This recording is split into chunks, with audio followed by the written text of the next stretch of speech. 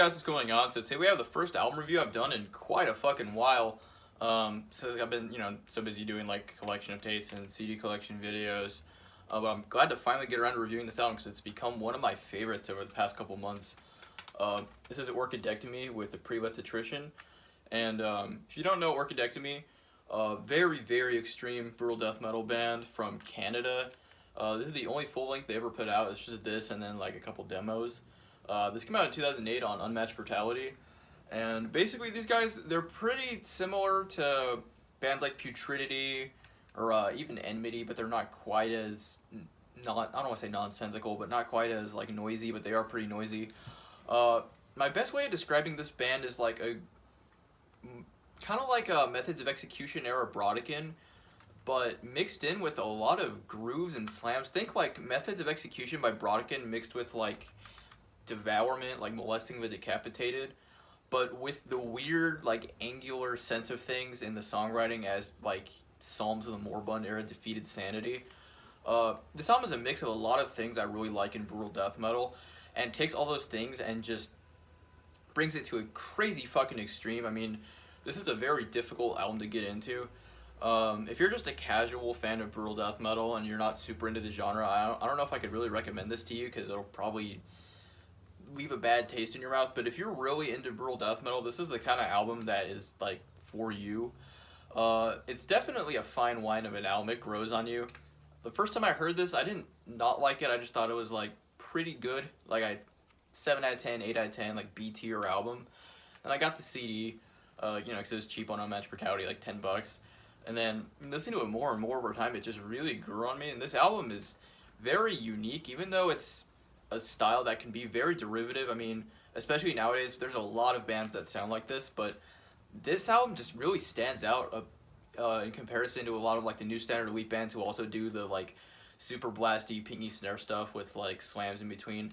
And don't get me wrong, I love bands like Ecchymosis and like Dissevered and stuff like that, but something about this just has a little more personality and like grit to it. So yeah, let me just show like all the shit on the CD first. There's the album cover. This band also has a pretty unique aesthetic for a brutal death metal band. Usually, you don't see a lot of like black and white brutal death metal album covers, but I can't tell what the fuck's going on here, but it really just evil looking shit.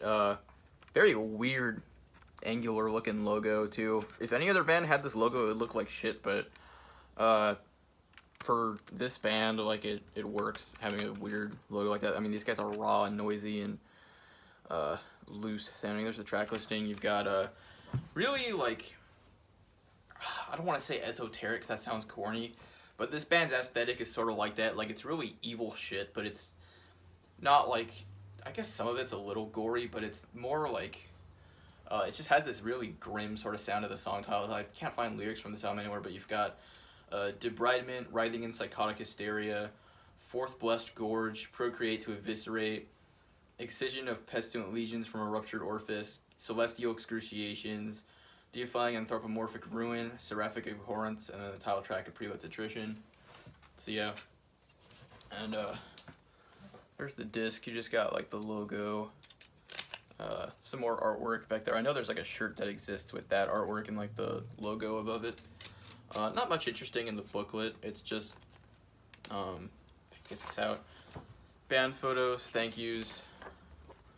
It says it was recorded in 2006, but this came out in 2008, so I don't know what's up with that, but I know sometimes it get kind of hard to get shit put out. But anyways, one of the things I really like about this album is that, like with bands like Disgorge and Deeds of Flesh, Defeated Sanity, Early Decrepit Birth, the songwriting is, on your first few listens of this album, you're just gonna be like, whoa, like look at all the blast beats and shit. It's gonna confuse you. All the songs are gonna sound the same, as with a lot of brutal death metal. But the more you listen to this album, the songs, they are, for as noisy and chaotic as this is, the songs all do have their own little things that you could remember them by, like, because this is they're a very blasty band, but unlike a band like, say, Putridity, they do slow things down once in a while still maintaining all the energy and intensity, which is something I really like that this band does. Similar in a way to like Defeated Sanity. When you think of Defeated Sanity, you think technical, pretty blasty stuff. You don't think of them as a super slammy band, but they do have a lot of parts where they slow down and play some chuggy, kind of sort of groovy, but still very angular sounding, I guess, riffs. This band is kind of like that. They're definitely a blasty sort of brutal death metal. I don't know if you could call them technical. They're confusing and off kilter, and their rhythms are fucking weird at times, but the riffs aren't necessarily technical. A lot of the riffs are more like simple, really fast stuff, and akin to like Brodekin, I guess. A lot of trem riffs, a lot of palm muted stuff, and then a lot of super fast palm muted down picking, chugging. But anyways, and then there's some like, there are some very bare bones, fun like Devourment-y kind of slams on here. Like Celestial Excruciations has one of the most memorable slams on the whole album. Seraphic Abhorrence has a really fucking cool like, not triplet. A lot of people call these things triplets in metal when it's not, but it's like a really slow Herta riff. That's the actual term for riffs with that, or you know, groups of three that are more like the da-da-dun, da-da-dun, da-da-dun, those types of riffs. People call those triplets, but they're not actually triplets. That's a whole other debate. I sound like a nerd, but it has one of those kind of riffs close to the end of the song, but it sounds really weird and like just like off kilter and ugly sounding. It's so fucking sick.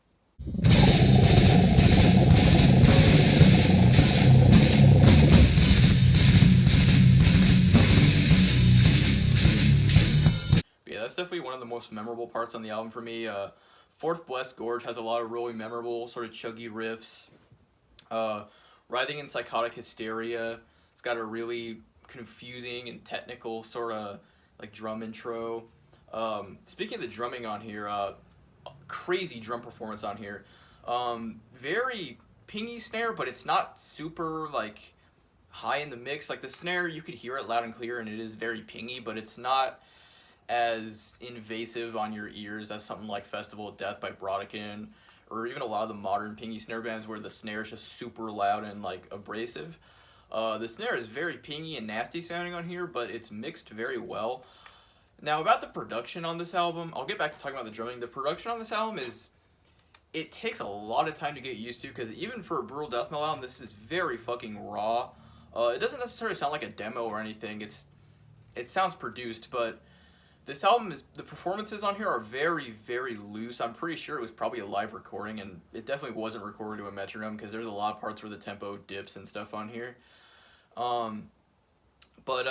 it's very loose sounding. It's got a very human sort of feel to it, which is something I really like, because a lot of these type of brutal death metal bands sort of lose that. When you listen to a band like Putridity, you could tell it was all recorded to a metronome, and it's very, very tight, which that's nice in its own right, but with Orchidectomy, it feels like you're actually hearing a band like play. Like they can actually play this shit. It's probably recorded all in one take. It has a very human, like genuine sort of sound to it. Now the tones on here are very strange. The guitar tone especially, it's very like damp sounding. I don't know how to explain it, but it gives me that sort of synesthetic feeling. I don't know. But the guitars, they're like very warm on here, and they're definitely very scooped and like bassy sounding. The bass is like hardly audible on here, which makes sense because I don't think I had a bass player live. I've seen videos of them just playing as 3-piece, just guitar, guy on vocals, guy on drums, but there was bass on the album. It says the vocalist did session bass or studio bass for this. But anyways, the guitars have this very warm sort of sound to them, and they're chuggy sounding, but they're not the juiciest sounding. The production on here, I guess it's comparable to, again, Methods of Execution by Brodekin, but it's a lot more, I guess, it's less thin sounding. This album has that same, like, really dirty, scratchy sort of production, very, like, fuzzy sounding, but it's not as thin as Methods of Execution. I think the drums and the vocals really add to that, especially. The kicks on here, they are triggered. They're not clicky, but they're thin sounding, but in a good way. They pack a punch, of course. The cymbal work on here is fantastic. The toms are very big sounding. There's a lot of like rudiments used on like the fucking ride cymbal, which is something I really like. Gorgasm does that a lot on Masticate to Dominate, but the way they do it, it's more, they just alternate, bell, cymbal, bell, cymbal, bell, cymbal, really fast back and forth. Whereas on this album, there's a lot more intricate complicated sort of patterns with the rudiments on the cymbals, which is something that I really like. It adds a nice little touch that you wouldn't normally notice unless you listen to this album a lot. Now about the vocals are very weird on this album. They take some time to getting used to. They're not off-putting. They're very backgroundy. The vocals on here are like a weird cross between like frog vocals and like Predator, like Heinous Killing style vocals. They're really sick sounding, and they're really ugly and gross sounding in like a kind of gore grindy sort of way, I guess, but they're not the loudest in the mix, and they do blend in with everything very well. And I don't know, the vocals feel more like just sort of a background effect. It's not like when you listen to a band like Disgorge or something where the vocals and the vocal patterns and everything take the forefront. Not over the music, but they add a lot to it. The vocals don't really add a ton to the way the songs sound on here. They more just kind of add extra atmosphere, I suppose, and make it sound nastier. But they're very backgroundy sort of vocals, at least to me. But they're still very sick sounding. There's no effects on them at all, even though they sound pitch shifted, which is really impressive. He definitely cut the mic. They do have that muffled sort of sound to them, but yeah, really, really ugly sounding vocals, very unique.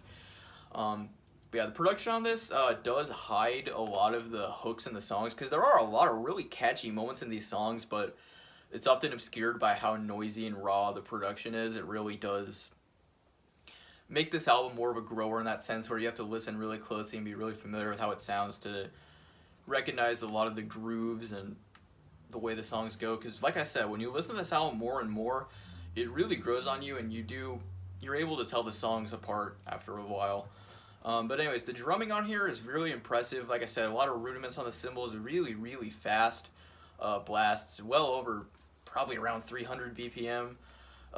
Guitar riffs, like I said, very Brodekin-esque, especially the song Celestial Excruciation. There's some very Brodekin sounding riffs in that song. But anyways, one of the things I really like about this album a lot is it has a very strong atmosphere, and the production adds to that, and there's some samples on here. The beginning of the song, you know, it's like Consume the Forsaken by Discord, you know, like the whispery shit at the beginning. There's a lot of stuff like that on here, which, combined with this derelict-ass album cover, it really does, like, build a mood on here. This album feels just sinister and evil. And, like, one of the things I like about this album, this is unrelated to the atmosphere, but what I like about this album is it's almost as extreme as you can get, in a similar way to a band like Enmity, but they still have actual songs that are well thought out in a way similar to like Disgorge or Defeated Sanity or Brodekin. That's what I like about this band a lot, is that it's super extreme without sacrificing maze-like song structure for just noisy sort of structure, in a similar way to a band like Enmity, where it's just as noisy, if not noisier in this, but they leave out the well-thought song structure. The songs on here are definitely very well thought out and intelligently, masterfully put together. And it's a shame this band really never made anything else after this album, because I'd really like to have seen where this band would have gone. Even if they came back now, I could totally see this band having a reunion and having another album put out by like New Standard Elite, because this is definitely a precursor to that style. I think a lot of the bands, if you like, you know, Ecchymosis, Dissevered, who else is on New Standard Elite now? It's been a while since I've taken a look at their shit. I still listen to those albums all the time, but, you know, those type of bands, Esophageal, Delusional Parasitosis, those type of bands totally owe it to this album, I think. This, and of course, Brodekin and Putridity. But this one's sort of like a really nice middle ground between, like I said, super extreme and also super maze-like. It's like a perfect balance of both, and it's really the type of album that, like I said, if you're really into that style of brutal death metal, this is the album for you. It's such a grower, and it's really a treat to listen to once you really get to know this album. It's really tough for me to pick a favorite song on here. It would have to be between Fourth Blessed Gorge and Celestial Excruciations. But yeah, every song on here has memorable things about it, honestly. There's a lot, like I said, there's a lot of slower parts on here too, like which song is it? Deifying Anthropomorphic Ruin.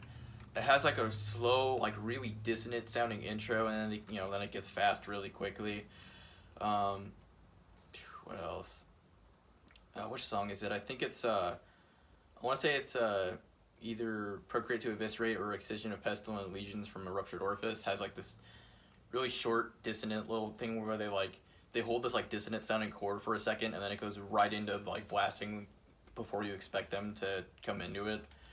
And it's just really energetic. This is an album that's very violent sounding, honestly. Like more than your average brutal death metal album. It's just got this very animalistic, ugly sort of sound to it. It's very inhuman. But it's also evil sounding. What I like about it, see, the thing is, a lot of brutal death metal, it's super violent and gory sounding. That sounds so stupid, but you know what I mean? Like, it's very, like, intense, but not necessarily, like, evil or, like, super, it doesn't have, like, a super dark atmosphere. This album, it's just as brutal, in fact, it's way more brutal than most of brutal death metal, but it has a sinister, like, dark, fucking, unsettling, evil sort of atmosphere to it that I really enjoy. I could talk about this album all day. I mean, I didn't expect this to be at, almost 16 minutes for review. Normally I do like 10 minutes, but this is a real masterpiece of an album. A lot of people usually complain about the production, but it honestly just takes getting used to, and the production does add to the atmosphere of this album. If this album had less oppressive sounding production, it honestly probably wouldn't have the same atmosphere, in my opinion. And I know it sounds like I'm just fanboying over them, but honestly, I'd have to give this a 10 out of 10. There's not a single thing I don't like about this album at this point. It is very much a grower, and it takes a lot of time to really warm up to this album, but when you finally really get into it, I don't know, it leaves you hooked. It's a fucking masterpiece of an album.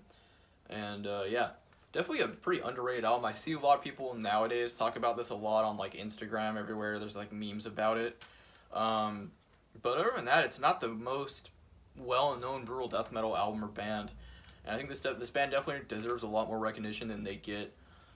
So yeah, ORCHIDECTOMY, PRELATE ATTRITION. If you're really into brutal death metal and you haven't heard this, do yourself a favor and listen to it a handful of times. It's a masterpiece of an album. So yeah, ORCHIDECTOMY, PRELATE ATTRITION.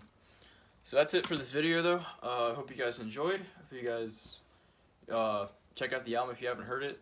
But yeah, like I said, hope you guys enjoyed, though. Don't forget to like, comment, and subscribe, and I'll see you guys next time. Bye.